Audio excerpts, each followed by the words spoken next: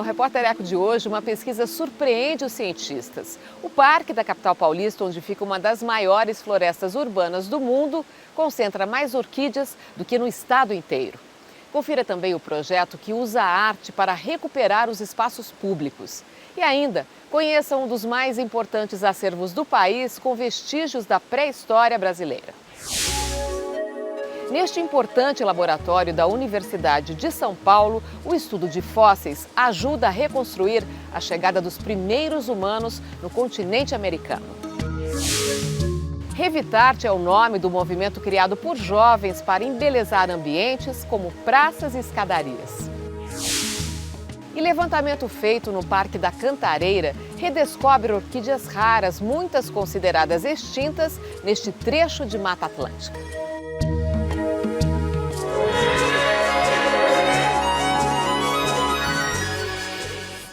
A origem da vida e a evolução humana na Terra. A Universidade de São Paulo tem um dos principais acervos de fósseis que contam a pré-história dos homens no continente americano.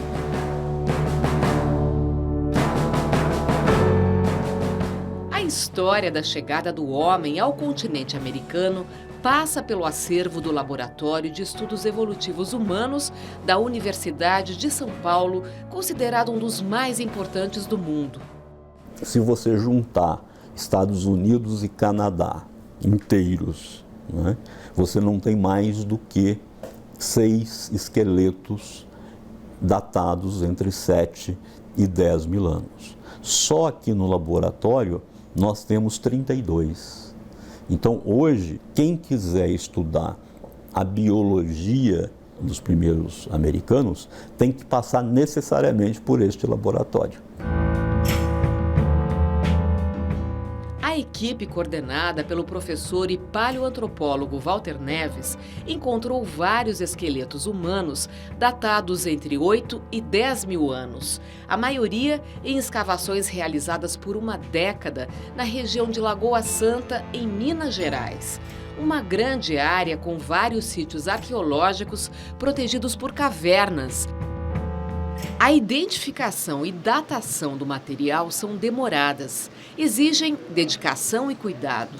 É como montar um quebra-cabeças. Além de reconstituir esqueletos humanos, estes profissionais ajudam a reconstruir a história da ocupação da América.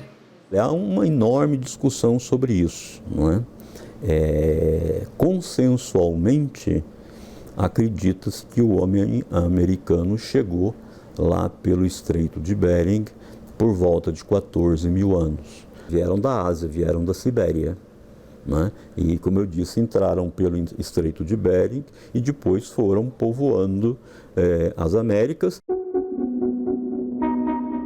A reconstituição em 3D é do crânio de Luzia, nome dado pelo pesquisador ao esqueleto de uma mulher de cerca de 20 anos de idade, encontrado também na região de Lagoa Santa. O professor Walter Neves teve a oportunidade de estudar o material original, que está no Museu Nacional do Rio de Janeiro. Os ossos de Luzia foram datados entre 11 e 11.500 anos. É o esqueleto humano mais antigo encontrado até agora no Brasil. Ela representa muito bem essa primeira população que entrou na América, ou seja, essa população que não tem uma morfologia craniana parecida com a dos índios atuais. Quanto à possibilidade da presença humana bem antes da época de Luzia, Walter Neves lembra da arqueóloga Niede Guidon, entrevistada no Repórter Eco em 2014. A professora é responsável por um trabalho importante no Parque Nacional da Serra da Capivara, no Piauí, um sítio arqueológico que também guarda vestígios da chegada dos primeiros homens à América. Porque o arqueólogo ele tem que saber quem fez as pinturas e quando fez, não é? Então, para poder responder essas questões, nós fizemos a escavação, nós chegamos até 100 mil anos da presença humana na região. Os 7 milhões de anos que marcam as etapas da evolução da espécie humana no planeta Terra foram organizados de maneira bem didática pelo professor Walter Neves em uma exposição permanente no Espaço Catavento, no centro de São Paulo. Do macaco ao homem, apresenta um acervo reunido ao longo de décadas pelo paleoantropólogo. São réplicas fiéis de crânios, esqueletos, ferramentas e esculturas em pedra confeccionadas pelos homens mais primitivos. É uma viagem ao tempo para conhecer um pouco da posição da espécie humana no reino animal, o desenvolvimento do modo de se locomover, da fisionomia, até a tecnologia da pedra lascada. Há 2 anos da aposentadoria, o professor Walter Neves, que hoje tem 58 anos, começa a se dedicar à busca de um sucessor para garantir a continuidade desta pesquisa. Nós não produzimos nada que pode ser transformado em produto, não é? O que a nossa área faz é contribuir para que nós, humanos, nos localizemos dentro, né, de uma história evolutiva no planeta.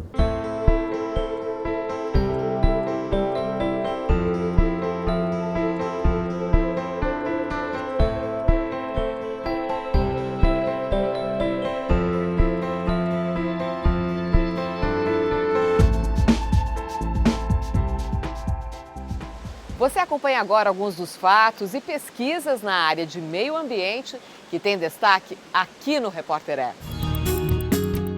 A Costa Rica vai fechar os zoológicos e libertar os animais em cativeiro. As instalações serão transformadas em parques urbanos e jardins.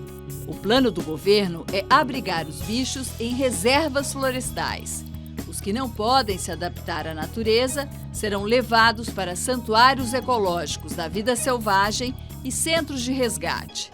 O país da América Central, com cerca de 4,5 milhões de habitantes, tem 4,5% de todas as espécies de plantas e animais da Terra. A Costa Rica é referência internacional em preservação da biodiversidade.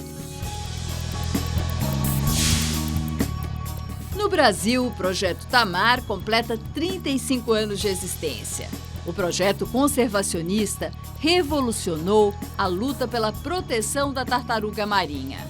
Uma nova geração do animal ameaçado agora ocupa o litoral do país. Nos últimos 15 anos, a população de tartarugas praticamente dobrou. Subiu de 4,5 milhões para 8,4 milhões de filhotes ao ano. A Dinamarca vai ganhar um importante título em meio ambiente e melhoria de qualidade de vida. Será a primeira nação do mundo a ter uma agricultura 100% orgânica, ou seja, que não usa agrotóxicos. Para isso, pretende duplicar a área de terras cultivadas organicamente até 2020. 60% de toda a produção serão destinadas às escolas e hospitais. Aguarde só um instante, porque tem mais. Uma pesquisa surpreende. O Parque da Cantareira, em São Paulo, abriga mais espécies de orquídeas do que o interior do estado. E a seguir, conheça o Revitarte, um projeto que recupera e embeleza espaços públicos com a participação de moradores. O Repórter Eco volta daqui a pouco.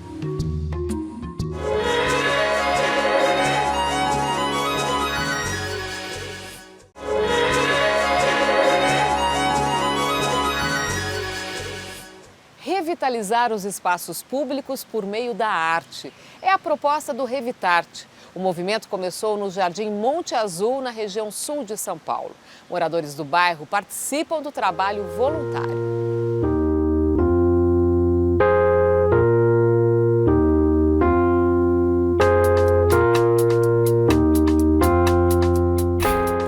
Começou com a vontade de recuperar esta casa, praticamente abandonada pela moradora na zona sul de São Paulo. Foi em 2012. O coletivo de jovens chamado Revitarte uniu grafiteiros e vizinhos para retirar o entulho acumulado na área que poderia ser um jardim e cobriu muro e fachada com desenhos coloridos.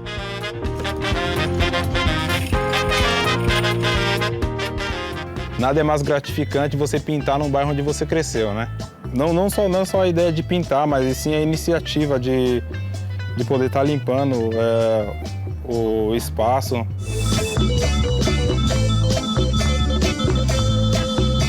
Revitarte vem da fusão de duas palavras, né? Revitalização e arte.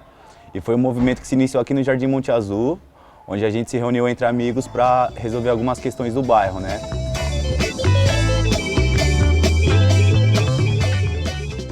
A fachada do mercado e padaria também sofreu intervenção.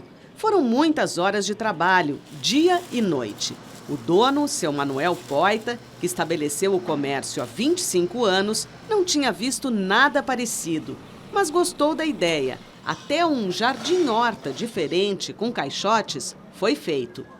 O povo gostou, tem muita gente que tira foto, gente que vem do exterior no centro cultural, eles tiram foto e levam como recordação, não?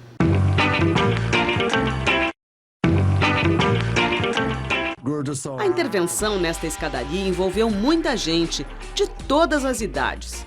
Crianças, jovens, adultos, idosos. Artistas, artesãos, gente que nem sabia que poderia fazer arte. Essa escada é uma escada bem importante aqui no bairro, porque ela liga duas ruas principais, né? Inclusive aqui em cima tem uma escola. E ficou muitos anos abandonado, assim, os degraus quebrados e com lixo também, sem iluminação, que era um ponto de uso de drogas também. E a gente iniciou esse trabalho aqui porque acredito que os espaços públicos são nossos, né? E a gente tem que olhar pelo nosso bairro, né? Os degraus quebrados e sujos deram lugar a um mosaico cheio de cores e de vida. Quem gosta de arte urbana certamente já ouviu falar. 2 exemplos famosos no país serviram de inspiração para o coletivo Revitarte. Primeiro a escadaria Celaron, no Rio de Janeiro, que fica no bairro da Lapa. E depois os grafites do Beco do Batman, na Vila Madalena, aqui em São Paulo. Os grafites cobriram muros e fachadas das casas vizinhas à escadaria. O estudante Silas, morador de uma delas, participou do projeto. Nós refizemos um degrau que estava abandonado, pedaço do corrimão que estava quebrado, para ajudar a gente, a comunidade, a dar uma vida ao escadão. Estava muito morto, muito triste. Aqui na minha casa não é nada, mas aqui é meu lugar, entendeu? Eu acho que o brasileiro chegou, acordou e hoje a gente está vendo e estamos dando esse exemplo aqui. O coletivo Revitarte pretende revitalizar outras escadarias, mas ainda depende de apoio financeiro. Para o futuro, eu espero que esse projeto torne-se um exemplo de integração entre a comunidade, de cidadania mesmo, porque acho que somos nós que devemos fazer, e que as pessoas possam entender a importância da sua participação no seu bairro, o cuidado que tem que ter, e que outros locais como esse sejam feitos em outros bairros também, não só aqui no Jardim Monte Azul.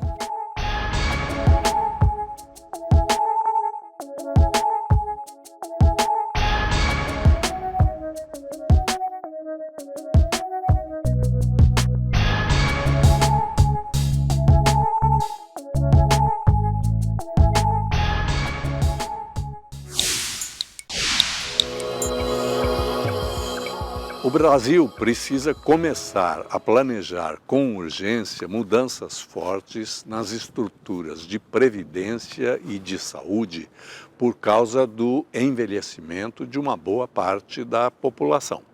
A faixa com maior taxa de crescimento, 4% ao ano, entre 2012 e 2022 é a das pessoas com mais de 60 anos de idade. Nessa faixa, havia 14,2 milhões de pessoas em 2000, que chegaram a 19,6 milhões em 2010 e devem chegar a 41,5 milhões em 2030 e 73,5 milhões em 2060. Com esse novo quadro, as estruturas de saúde e previdência precisarão sofrer profundas alterações para atender aos problemas de saúde, trabalho e aposentadoria de pessoas de mais idade. Ao mesmo tempo, entretanto, ainda não há indicações de que se reduzirá a porcentagem de jovens que não estudam nem trabalham. Em 2013, havia 10 milhões, segundo o IBGE. É outra questão grave. A população brasileira total passará dos 207 milhões de pessoas atuais para 238 milhões em 2047, segundo o IBGE. A partir de 2050, começará a cair e chegará a 2100 com 200 milhões, num mundo com 11,2 bilhões de pessoas.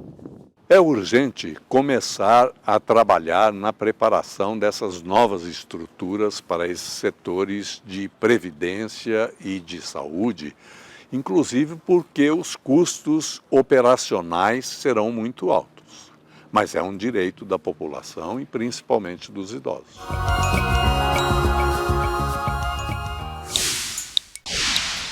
Chegou a hora das imagens que a gente escolheu para você na internet.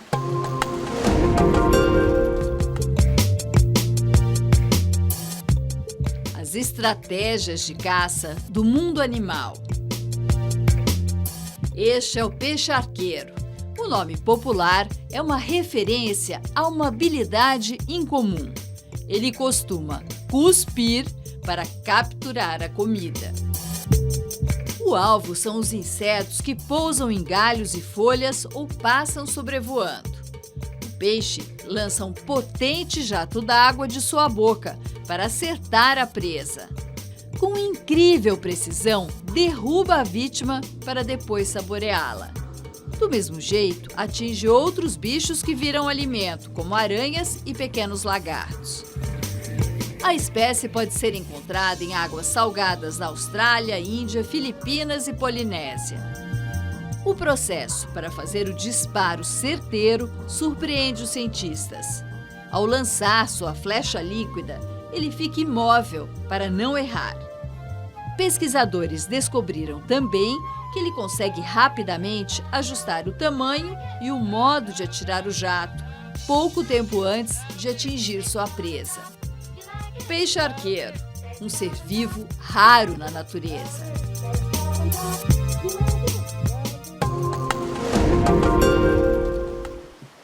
E a seguir, pesquisa mostra que o Parque da Cantareira, em plena cidade de São Paulo, tem mais espécies de orquídeas do que o estado inteiro. O Repórter Eco volta logo mais.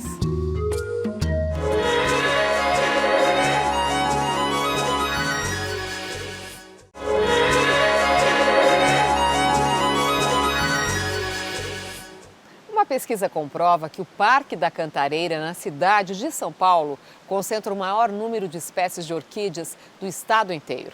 Algumas extintas há meio século foram encontradas nesse pedaço da Mata Atlântica.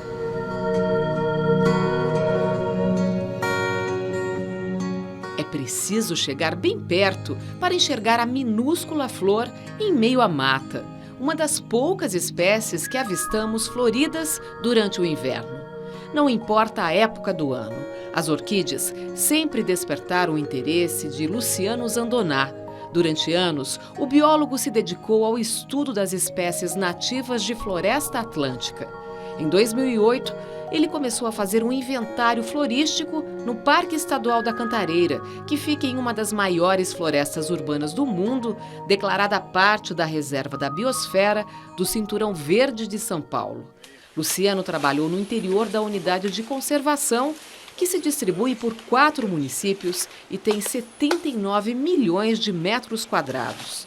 Em 5 anos, ele já havia fotografado e identificado 159 espécies de orquídeas, onde antes só 7 delas tinham sido listadas. Esse número de espécies para a região metropolitana é a maior concentração da família Orquidaceae em São Paulo. Luciano Zandoná se embrenhou pela mata fechada em trechos de difícil acesso e proibidos para os visitantes. A cada trilha feita, mais orquídeas ele encontrava. Algumas, inclusive, bem raras. Nós tínhamos 2 listas do Ministério do Meio Ambiente e da Secretaria do Meio Ambiente, de 2004 e 2008. Nessas nós tínhamos 10 espécies em listas vermelhas, 5 ou 6 como presumivelmente extintas, ou seja, há 50 anos elas não eram encontradas em local algum. O biólogo se encantou com algumas espécies menores, não tão populares assim. Principalmente com as micro-orquídeas, que são plantas que não se dá muita importância, pois elas têm o tamanho diminuto. Então muitas foram localizadas com floração exuberante, muito exótica e que tem pouco conhecimento. As pessoas veem a orquídea com aquela planta que a gente está acostumado a ver em decoração, flores grandes e vistosas, mas a família é muito mais do que isso. O trabalho do biólogo foi autorizado pela Fundação Florestal, Instituto Florestal e IBAMA. Luciano conta que, ao encontrar galhos caídos com orquídeas, ele resgatava as plantas e as recolocava em árvores vizinhas, nas mesmas condições em que viviam. Algumas mudas e frutos, no entanto, ele coletou para fazer a reprodução em viveiro. Agora, ele começa a reintroduzir mudas de orquídeas que foram coletadas aqui anos atrás e foram multiplicadas em laboratório. Luciano pretende acompanhar o crescimento das novas mudas e continuar a procurar outras orquídeas na área do parque. Espécies que têm um papel importante na floresta. A pesquisa do biólogo tem foco na conservação. Ele também acredita que a educação ambiental pode ajudar a reduzir as pressões sobre as orquídeas da Mata Atlântica que ainda estão ameaçadas. Vale lembrar que a coleta de plantas é crime e se eu quero cultivar orquídeas, existem muitos orquidários comerciais honestos que produzem as mudas de semente. É a única forma de se conseguir. As orquídeas são consideradas espécies bandeira, ou seja, como elas dependem de uma floresta bem preservada, de um polinizador e de um fungo, se eu preservar as orquídeas, eu estou preservando o ecossistema como um todo.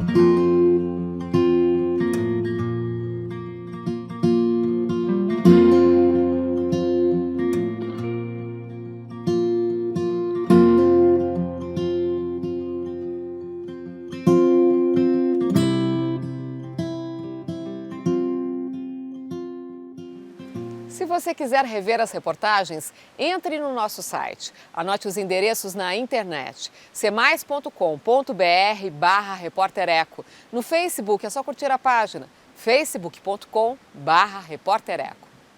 E a gente encerra hoje com o pensamento da educadora italiana Maria Montessori. Veja só o que ela dizia. Todo mundo fala de paz, mas ninguém educa para a paz. Quando educarmos a criança para cooperar e ser solidária com o outro, então nesse dia estaremos educando para a paz. Repórter Eco, até o próximo programa.